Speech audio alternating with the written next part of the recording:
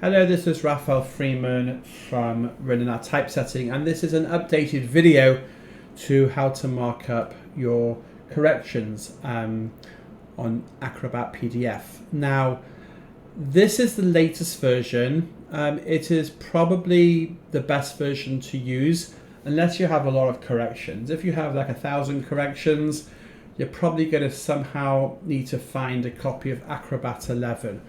But there are a few things that are going on right now with this new version which are causing quite a few problems. So before I actually show you how to do the markup, assuming you don't know how to, let me point out a few things. So if your Acrobat has a hamburger menu on the top left, this is almost the latest version.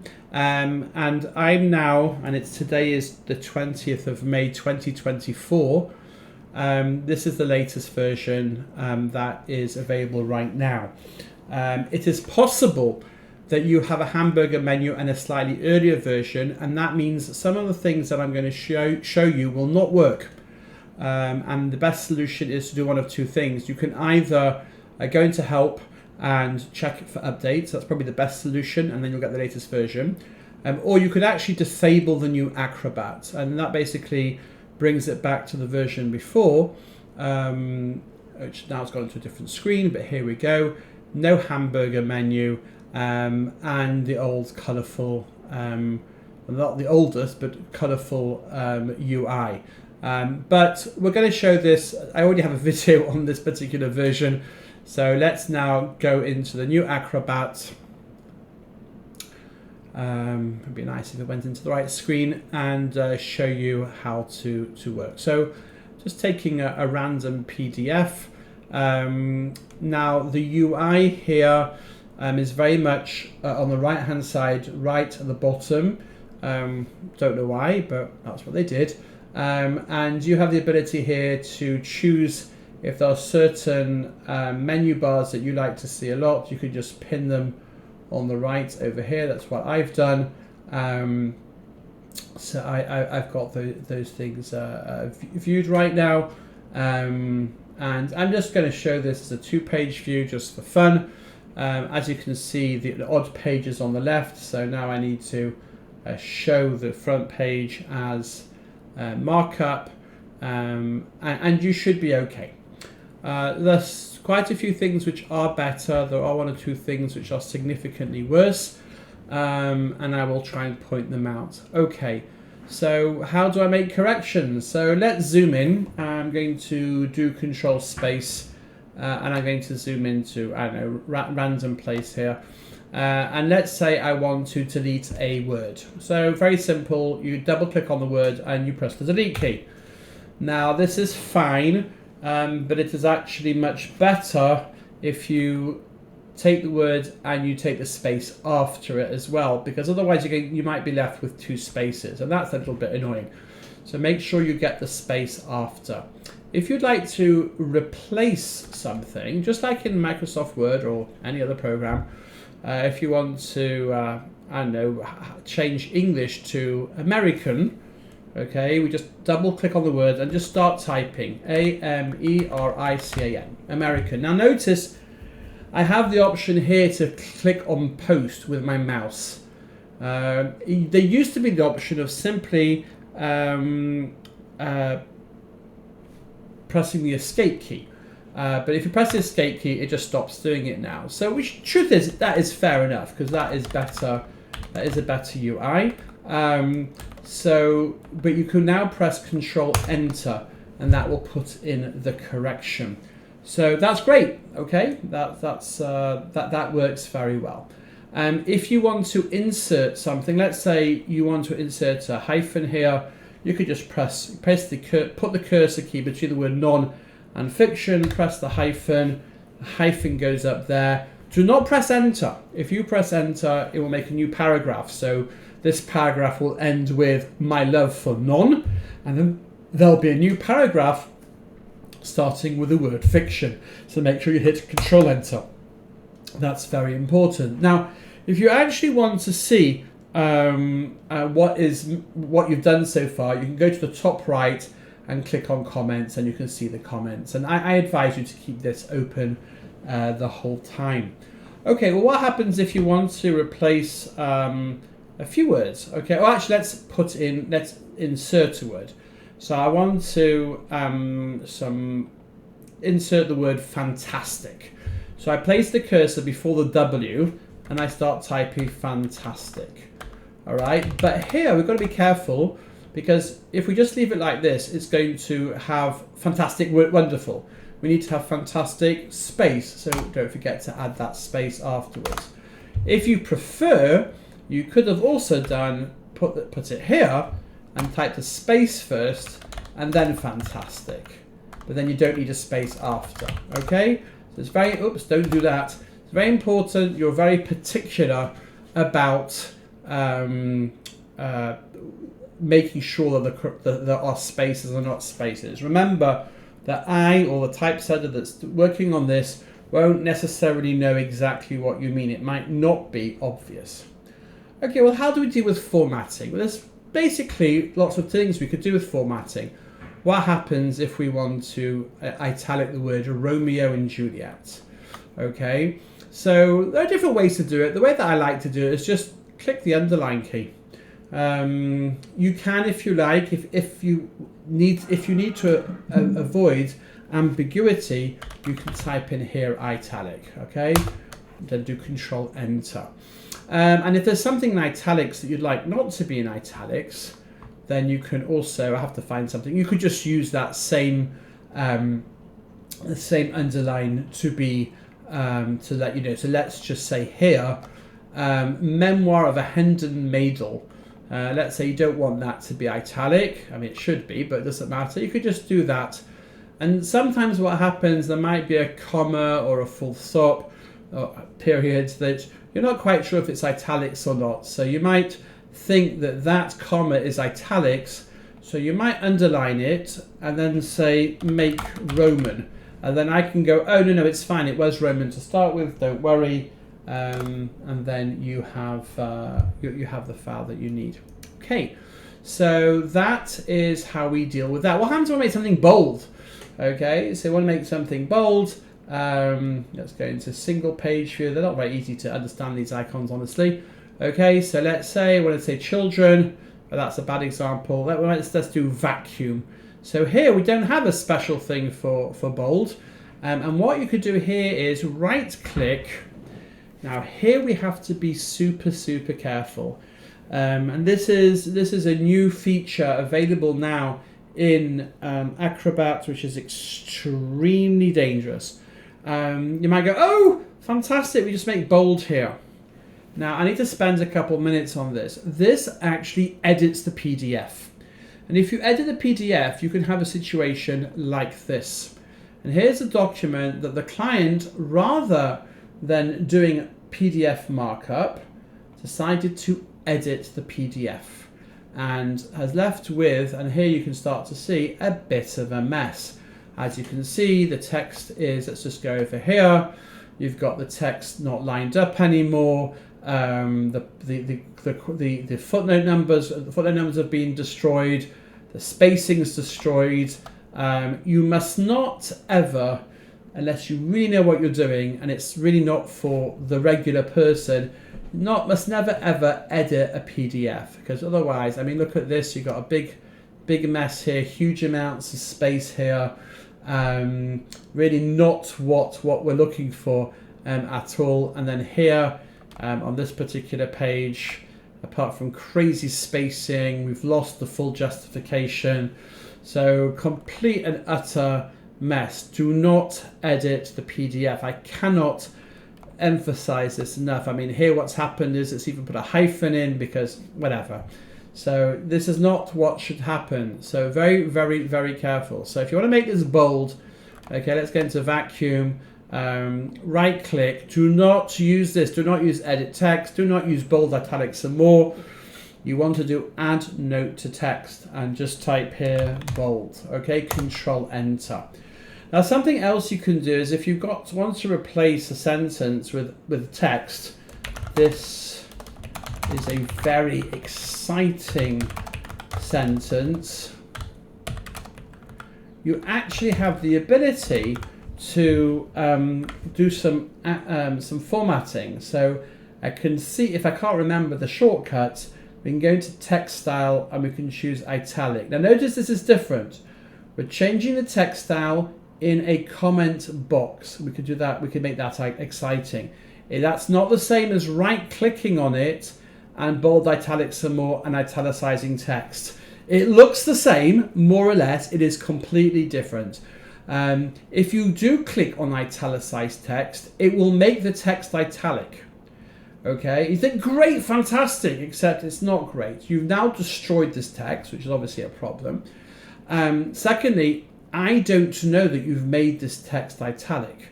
Okay, I've got no way of knowing, and I need to update the original InDesign file. So really, really, really important. If this comes up, this edit thing comes up, close it very, very quickly. Okay. So going back to here, so as you can see, we have italics. We can also do bold. We can also do superior. So if you want to do, let's say H2O, I think we could do sub. Oh, actually, we might not be able to. Let me have a check. We might not be able to do that here. Yes, we've got subscript, so we can type in water, etc. Okay. Something else that we can do with this add note to text, be very careful. It's very tempting, I know. It's very hard for people not to do it. But please do not use the sticky note unless you've been told, instructed to especially, and that will be necessary to use the sticky note, for example, when dealing with images. Do not use them. If you want to, let's say, set this entire paragraph to be indented, let's say it's a quote, then the best way to do that, just highlight, two ways of doing it. The best way to do it is to highlight a word and add note to text. Ignore this. I'm going to be repeating this over and over and over again. Add note to text, and you can say set as a quote with the left margin indented. Okay. Now, something else that happens quite a bit. Here is a heading. Okay. Now, what is this heading? Is this an A head, a B head, a C head? Sometimes a bit difficult to know. And I mean, here we've got other headings. Are these bigger? Are they the same size? But sometimes it's not so easy to know and what you want. So if you, for example, want to set, I don't think we've got any 3-word paragraphs in this book, fortunately. But if we want, for example, this, let's just pretend this was a, let's say we want to, actually here's a good example, right? So we want to edit and you want to put a new heading in. So we can right here, we can do enter. Okay. Oh, sorry about that.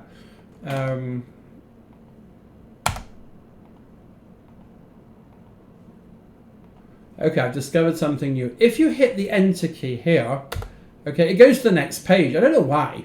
That's not really what it's supposed to do. But I do want to put an enter in. So I'm going to hit the letter A, okay? And then I'm going to hit an enter, okay? And then I'm going to put a title, okay? New heading. And then I hit enter again. And when I've done that, all right, I'm going to have new heading. Now the thing is, I can make it bold, but how am I going to be able to communicate to the typesetter that this is going to be a new heading? And I've called it new heading, but let's say it's called the Wonder Years. The Wonder Years. Okay, so I've got to return before, okay, and enter before and enter after. But how am I going to know that's a heading? So what you can do is you can simply where it says novel, I wouldn't put it where it says A. Okay, you can again right click, add note to text, set the heading above like the heading on previous page. Okay, because you don't necessarily know that this heading is an A head or a B head, or you might have some terminology. Be very careful. You might have done this book, you might have called it an A head, for example, but I might have called it a B head for whatever reason. So it's very important that you reference something else. You reference another heading so we know what we're talking about. You don't actually have to then say then take the first line indent of this paragraph off. That's pretty obvious. Now there are other tools like the drawing tool, for example. That's not a drawing tool. There was another tool here, a drawing tool. And sometimes it's tempting to do this, right? You highlight this, and then you can indent this quote, this paragraph, and make it a quote. Problem is though, is that like sticky notes, drawing tools will be fixed to this part of the page. So if all this text has moved 3 pages forward, well, then you're going to be referencing the wrong page. So it is better, if you can, it is better to avoid using drawing. Sometimes you've got no choice, sometimes you need to do it. But don't be tempted to, if you want to transpose 2 words, don't be tempted to do that. Do this, okay? I know it's a standard way of doing it, but again, sticky notes are not connected to the text, and therefore it's going to be a problem. Much better to, it's annoying, but to type it out like that. So that is a better way of doing it.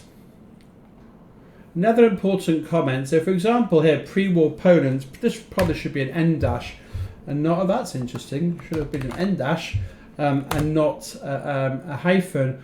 But if you're putting in corrections, right, let's say you want to say pages 1 to 3, don't use a hyphen, put in the N dash to start with, so that there isn't a mistake putting in a say. Put it in correctly. Also with quote marks, use proper quote marks. Okay, this is a quote. Okay, don't put straight quote marks in, right? This is a quote. Okay, if you don't know how to do correct quote marks or dashes, etc., then please be in touch. And there actually on my website there are different places that show you how to use this. Now, one of the most difficult things to handle in terms of corrections are footnotes. I don't know if this particular book has any footnotes. It does not. Let me pick up one that does. Okay, so here we have a different book. As you can see, there are footnotes. Now you've got to be very, very careful with footnotes, and you need to understand how footnotes work in order to be able to. Okay, so remember, escape will not insert the correction. Okay, so let's look at footnotes. If you go ahead and you delete this number 6, you just press the delete key. Okay, that will automatically delete that footnote below, and it will renumber 7 to be 6. Okay, now, oh here, I found a mistake. Well, too late, it's been printed. There shouldn't be a space between there and there. Okay, so it's perfectly fine to delete there. You do not need to delete both the 6 and the footnote, but probably better to make sure that there isn't a mistake. So you can either write, you can add a comment to this note and say, please delete footnote below, or you can just highlight this and press the delete key. And that will make sure that you haven't accidentally just clicked on the 6 and pressed delete, okay? Or you could just write here, delete, and you can write, delete footnotes. Okay, that's enough. And then I know that you really intended to delete that footnote. Now, something very important. What happens if you want to move some stuff around? You want to rewrite some stuff? Don't be tempted to do this. This I see happens quite a lot. This entire paragraph is rewritten, okay? And it's rewritten like this. I'm just going to open this up. So it's copied and pasted. Now, at the moment you copy and paste that paragraph, now we have paragraph returns at each thing. So that's also a problem. But sometimes I often see this happening where, let's say this is deleted, okay, and what actually happens, it seems to be fair. Let's say this other text is rewritten, written text, and it looks great. And then maybe you've been really nice and you've highlighted this, and I don't remember what the shortcut is. You've made that a superscript, and you've made that a superscript. Fantastic, you think. I've been great, except one little problem. When you do that, you've deleted these two footnotes down below. They're gone, okay? Because you've replaced all this text. And you've replaced the 5 with just the number 5. So you've got to be... Oh, and just to add insult to injury, each of these lines is now a whole new paragraph, right? So let's say, okay, you fix that by doing that, but you still have... So now you have one paragraph, but you still now have a mess. You've lost the footnotes. So really, really important, if you need to rewrite something that has footnotes, then the best thing to do is to be very careful. Presumably, blah, blah. Okay, and then after the footnote, up until the next footnote, then you can obviously do not edit the text, do not edit the text, do not edit the text. In fact, I don't know even why I right-clicked it. New text instead, okay? Now, one of the biggest challenges, and I've seen people try to solve different ways, how do we insert a new footnote, right? It's a bit of a problem, okay? So let's say here we want to add footnote number 7. What do I do? I type in number 7. So it is a bit of an issue. All you really need to do is just type footnote, okay? And then you can hit the enter key here. And there's no, well, actually probably better not to, yeah, probably best to just hit enter and then put the new photo. This is a footnote quoting this book. Okay, it's not clean, it's no automatic way of doing it, but the moment I see FT or footnote, you can just write your new footnote if you want. Then I will know to delete, when I get the correction, I will delete this text, I will delete this text, I will copy and paste this text, and I will insert it in the InDesign file as a footnote, and then of course everything gets renumbered below. So that is how to deal with footnotes. It's the easiest way.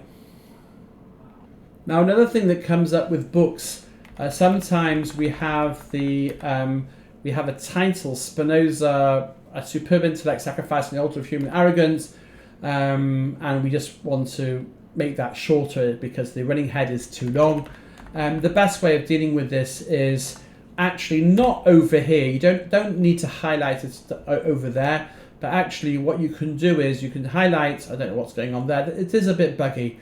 You could do add note to text, and you can say alternate title, or running, actually probably write running head title, not Rosh Hashanah, sorry, running head title, Spinoza, the clever clocks. Okay, and then what I do is, because the reason why this is useful to put it here is because I put Spinoza, the clever cogs, I actually type it before the word Spinoza, and I do a bit of magic, I hide that text, and then it appears as a running head above. So that's important. Now, one of the things that happens a lot, and this is something that comes up in when we get into corrections and stuff, and when to deal with it, sometimes titles have italics, okay, Maimonides, you put italics there. But the problem is that, okay, that's not a good example. Let's say reason and faith. Let's say faith is italics, okay? So let's underline with faith. What happens to that running head? That running head cannot be made italics automatically. It's going to have to be done manually right at the end. After the book is balanced, then you can point out words that need to be italics or any different kind of formatting that needs to appear. Now, I would like to also bring up that if you want other formatting, I mentioned bold, you might want to have small caps here, right? You can have small caps, right? Make this word small caps, okay? And that's also important. That's also good. Now, a final note, and if you've reached this or the end, it's a very, very long video, but because of all the changes, there have been no choice. make sure you're not careless. When you say reinterpreted, let's say you want this word in bold, don't highlight this and type bold. I've seen it happens over and over again. Please do not do that. That replaces the word reinterpreted with the word bold. The Torah could be bold. No, that's not what you meant to say. Very, very important. Highlight the words and do not do bold, italics and more. Add note to text and make it bold. So that is basically a very fast but quite a long video explaining all the different things. There are certain funny things that are happening in this new version of Acrobat, which you have to be aware of. By the way, you want to put extra space in. That's another thing that it's a little bit different in this version of Acrobat in a good way, I think. So let's say I'm going to try to find a word that should be spaced. Okay, let's pretend non-existence. Let's pretend you want it to be non-existence. Just place the cursor there, hit the space key. Hit the space key, press enter.